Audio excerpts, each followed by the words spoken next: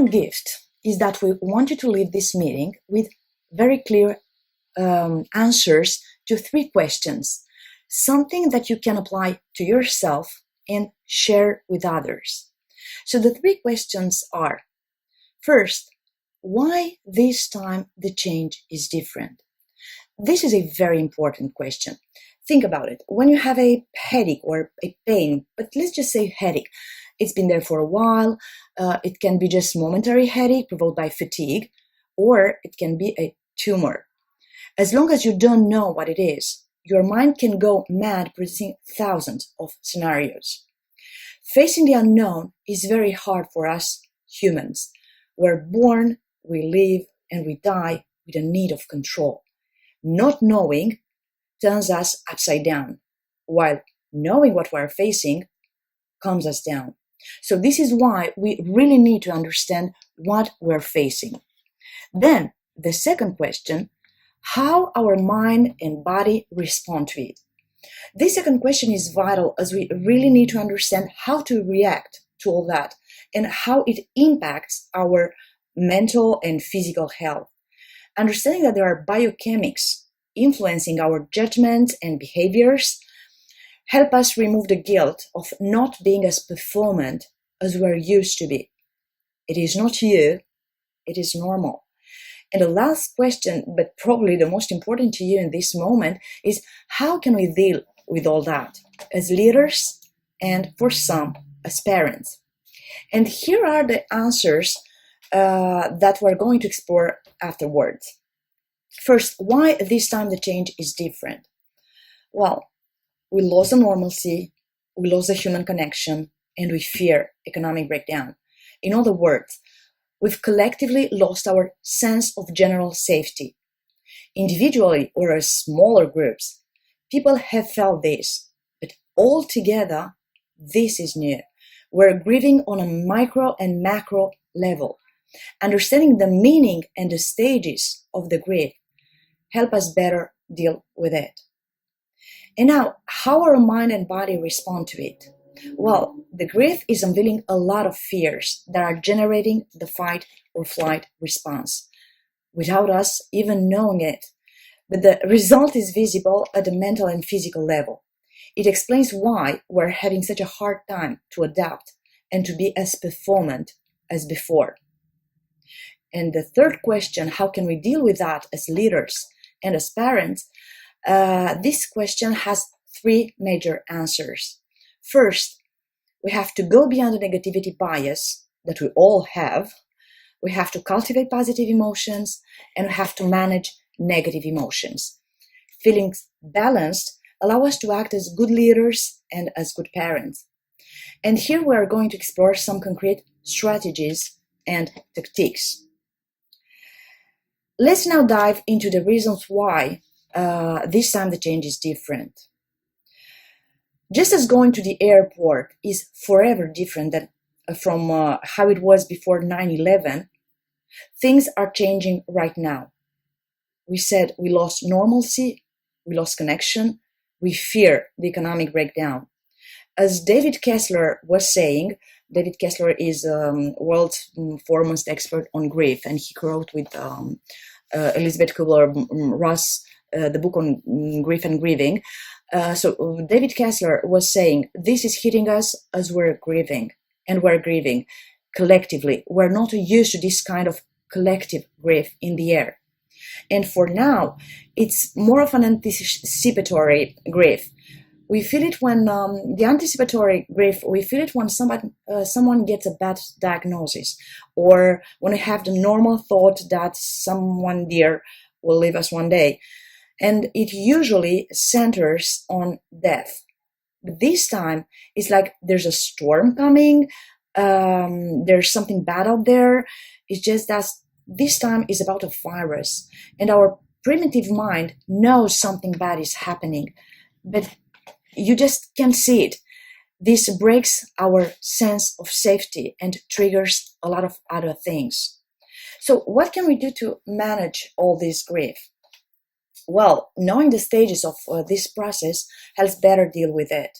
And those stages are, first, denial.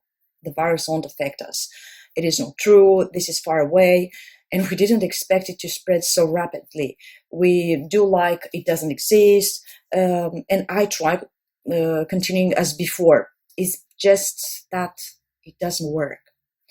And then there is this second phase, there is anger. You're making me stay home and taking away my activities. I get angry and I try to find a responsible for what is happening to me. I protest against people in Asia eating rats. I protest because people are not staying home and are infecting others. Then I'm protesting against authorities. They are not making the right decisions and so on. But it still doesn't work. So I go further. I arrive to bargaining. I try to obtain at least a part of what I had before. I try to negotiate. I'm so attached to the past, I cannot let it go. And I hope that everything will get back to normal. Okay, so if I social distance for a few weeks, everything will be better, right? It's just that then I realize that there is nothing I can do about it. And this is more like the freeze response to aggression. I become helpless. So sadness is the next step. I don't know when this will end and I feel helpless. And finally, there is acceptance. This is happening. I have to figure it out. And I have to think about how to proceed. I remind everyone that these stages aren't linear and may not happen in this order. It's not a map, but at least it provides some frame for this unknown world. But acceptance is where the power lies. We find control in acceptance. This is really happening, so I can deal with that. Now, when you say grief, you say pain.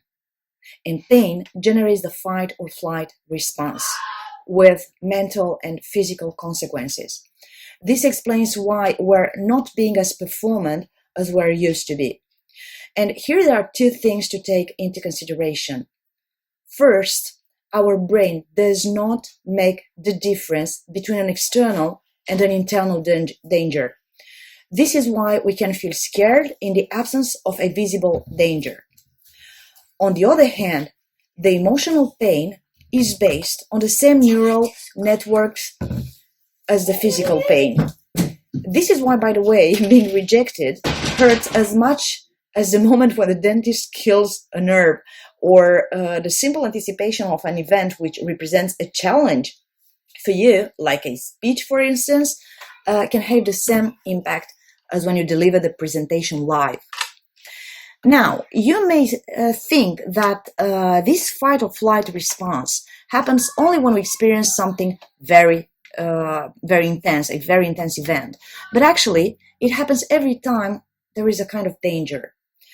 This is a very healthy mechanism as long as the emotion doesn't last for more than a couple of minutes.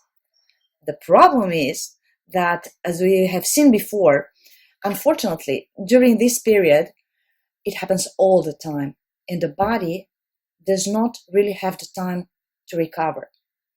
There are a lot of things happening in your body, and the hormones are taking the power. Let's take, for instance, the epinephrine, which is a hormone, increases the cardiac rhythm, so the heart can pump more blood and dilate pupils, so that eyes can receive more light. The norepinephrine transports the blood to the major group of muscles. The bronchodilates to allow a bigger change of air in order to allow you to fight or to run away. And the cortisol controls the immunity system, meant to reduce the inflammation provoked by wounds. And remember, at this stage, the brain does not make the difference between a physical or an emotional danger. The reaction will be the same. On the other hand, the reproduction and the digestion becomes secondary. The saliva decreases, when you have the stage fear and your mouth gets dry, that's the one. The peristalsis slows down, the contraction and relaxation of muscles that propagate the food down the digestive tube. The amygdala is focusing only on negative information and reacts violently. And the control of the prefrontal cortex, the part of your brain which is able to make the right decisions, lowers. With all that, it is normal not to feel at your best. In a nutshell, your resources are invested in managing the emergency, but at the expenses of your own health. And the consequences are really very expensive. It goes from physical consequences to mental ones. First stroke, and the most important right now, is your immunity system. Prolonging this state of emergency makes you more vulnerable to colds and infections, so you really have to pay attention. Then there are also gastrointestinal or cardiovascular consequences, and it can go even further, affecting your very personal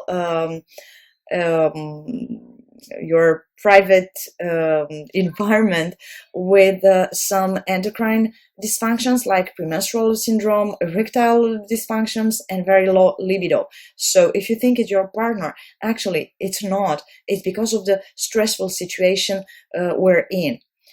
And on the other hand, there are mental consequences at the level of the amygdala and of the hippocampus, which are very important parts of the brain dealing with memory. The hippocampus is vital in the creation of explicit memories, of precise memories. You remember something that you experienced, while the amygdala helps the creation of new implicit memories, meaning the key facts of an experience, like bullet points. There are no details, there are only sensations. When those two are overstimulated, on one hand, the amygdala is only adding new sensations of fear, and on the other hand, the hippocampus does not produce new memories anymore, does not produce new neurons anymore, and the hippocampus is one of the 2 or 3 regions of the brain able to produce new neurons. So it is obvious that you don't care about all these biochemical processes when you're upset or anxious and so on, but knowing that suffering, physical and emotional, has clear causes within the brain and the body can help you move away the guilt. It's not you, or not just you, it is normal. In other words, it is normal that during this period we're having a hard time staying focused, remembering things, being organized, being creative, being performant. It's because we're going through a stressful situation and we have to learn to cope with it in front of our teams, in front of our families, and in front of ourselves. So how can we deal with all that? Well, there are 3 golden rules from my perspective. First, you have to go beyond your negativity bias. Most of you probably know it, but I will never say it enough. We do have a negativity bias, and today's context is exacerbating it. We're bombarded with bad news, which weakens us. More than the virus is the bad news and all the possible consequences that created the panic. It is as dangerous as the virus itself. Let me put it this way. The brain, as we know it today, has evolved during hundreds of millions of years. Its first mission is to keep us alive. Between a threat and a reward, the brain will always pay more attention to the threat, because if it is prioritizing the reward, you can disappear before getting to it. This is why the memory stocks the negative information on top of anything to protect us. And there is a side effect.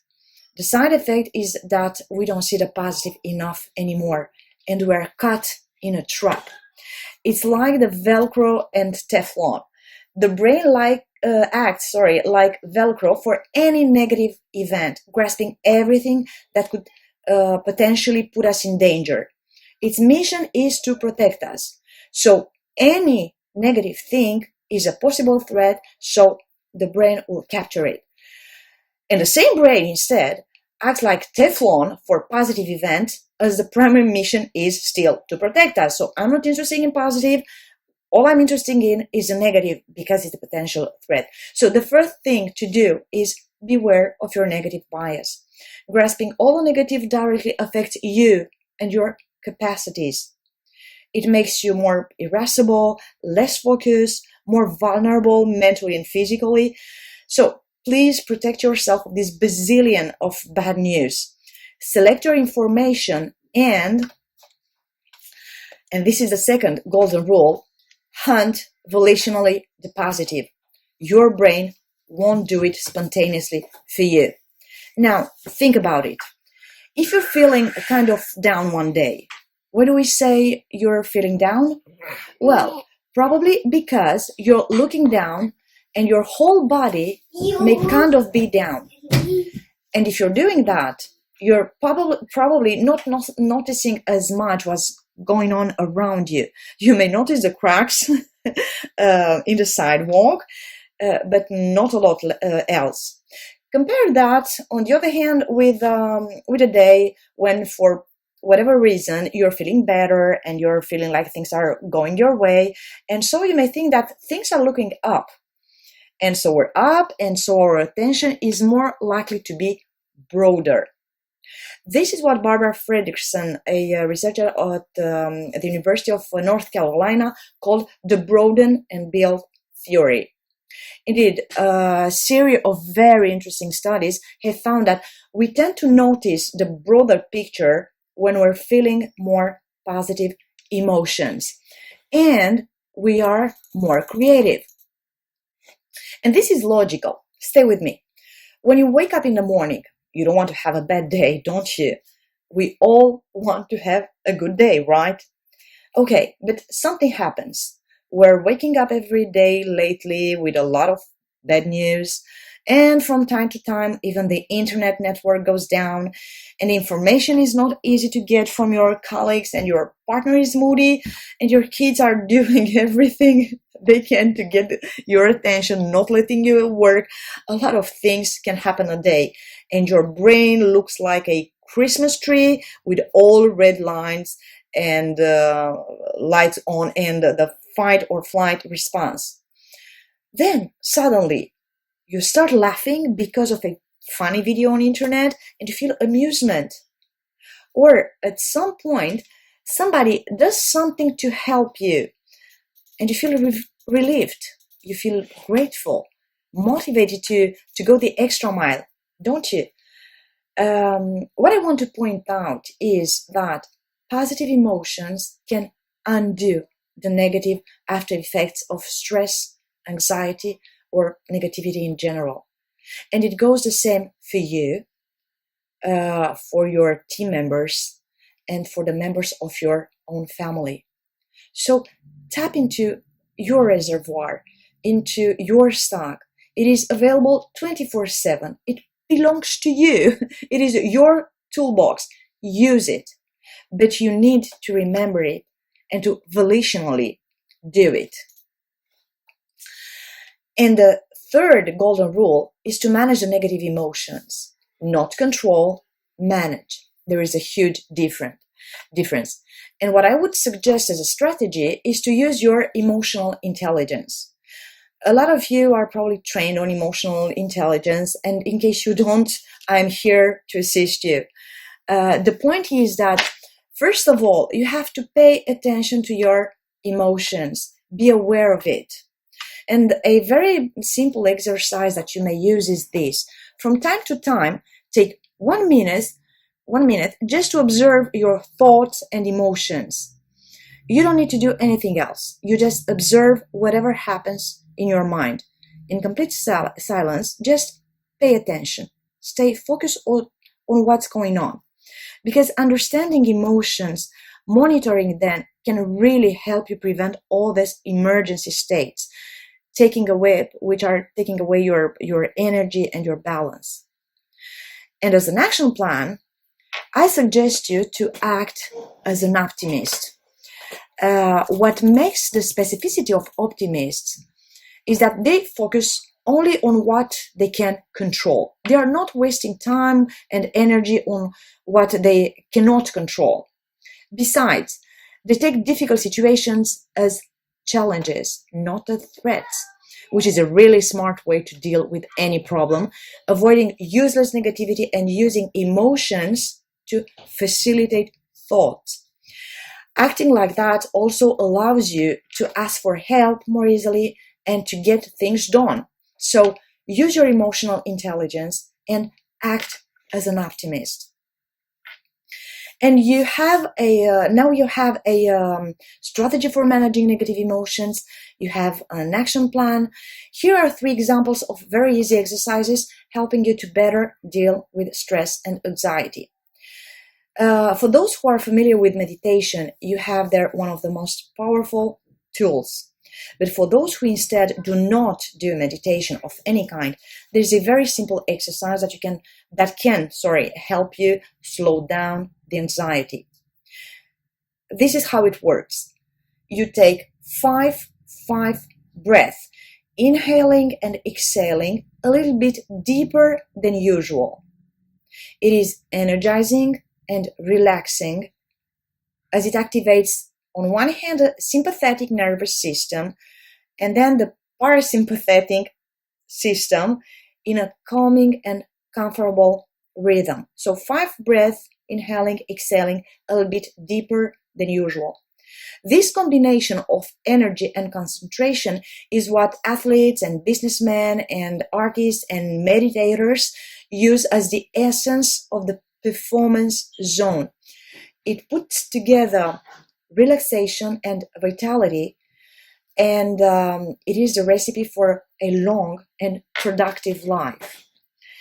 The second exercise has a completely different approach.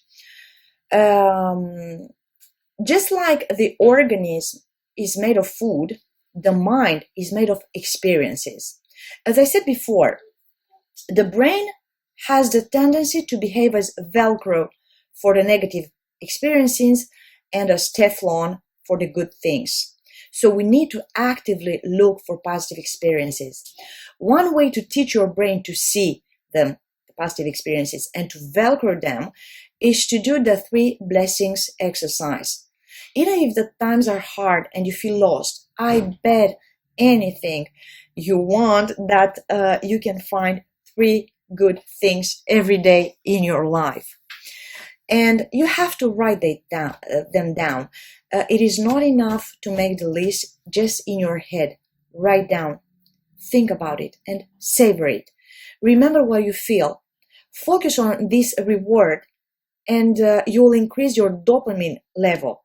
It will strengthen the neural connection from your implicit memory, from the amygdala. Remember?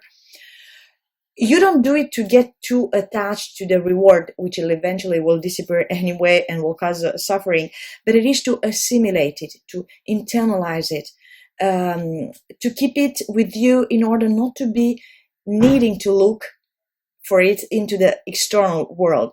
So write down 3 good things of the day, focus on that, really feel it, internalize the sensations. This is a really, really very powerful exercise that you can do. It only takes 5 minutes, do it several times a week, and teach your brain to see the positive. And last but not least is the goal setting. I know you might be sick and tired of goals to achieve, but this time is different. Working from home, and especially if you are doing it for the first time, can be destabilizing. But setting goals, personal and professional, has several benefits. Goals can actually be helpful to us in times of crisis. They can keep us grounded in time of change. They give us a sense of purpose and a feeling of control to our lives. Having meaningful goals can increase our self-esteem. It gives us a sense of confidence that we can make a change and an impact on our life with all this chaos around us. We can still control something. And when we exert our efforts towards some end and we see our efforts rewarded with results, that can give a very big boost of joy and pride.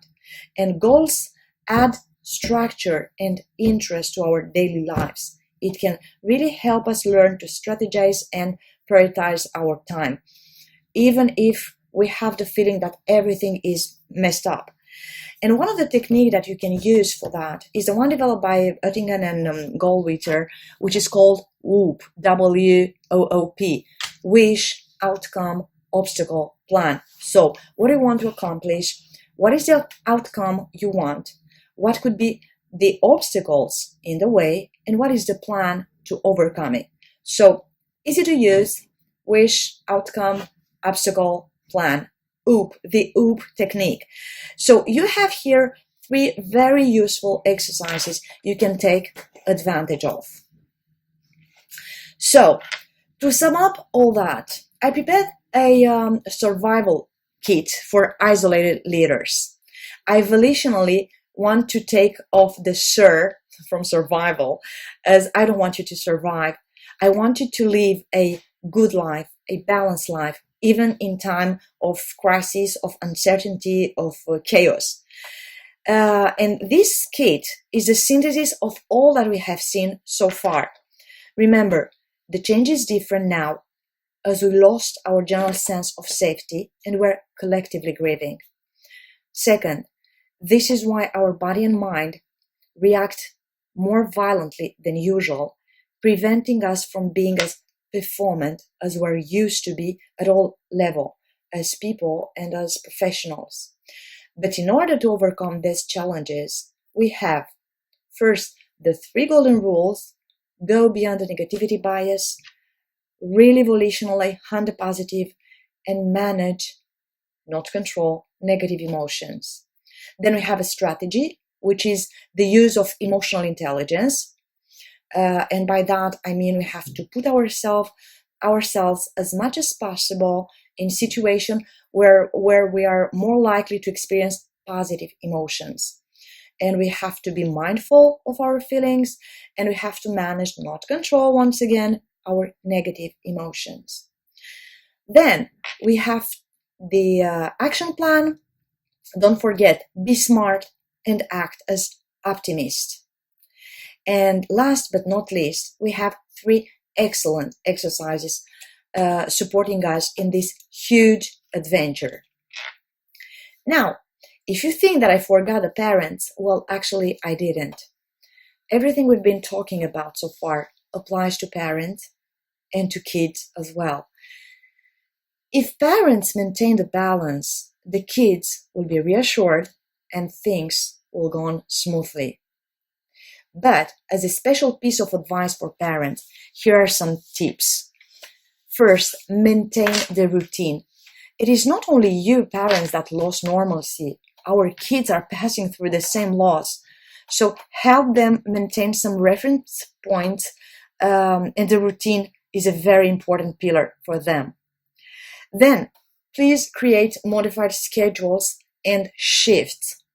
What I mean by modified schedules is that you have to integrate into your schedule your kids' activities, as well as all different activities like cooking, like laundries, all domestic stuff that, if not managed, will quickly become a source of dispute. And very important, if you are 2 parents, organize shifts. You don't want to be exhausted both at the same time. Make shifts going from 30 minutes to 2 hours, but please avoid burnout. We know kids, we know what they're capable of. So please organize shifts. And last but not least, use the African proverb: it takes a village to raise a kid. Use all the resources available. Grandparents, they're alone, they're suffering of the absence of their grandson, right? So organize video calls with them. Organize shifts with other parents to help with homeworks. Organize play dates with your kids' friends. Everything that can entertain your kids and that can buy you some time also for your work, and really, really important, for yourself. As a final word, we all have a choice here. We can go completely mad, or we can accept what is going on. Use the tools that we have seen together and keep the balance in times of uncertainty. And as John Milton was saying in Paradise Lost, speaking about loss, the mind is its own place and in itself can make a heaven of hell a hell of heaven. So please, make a heaven of your head, of your mind, in the middle of the chaos. Stay safe, stay home. Thank you so much.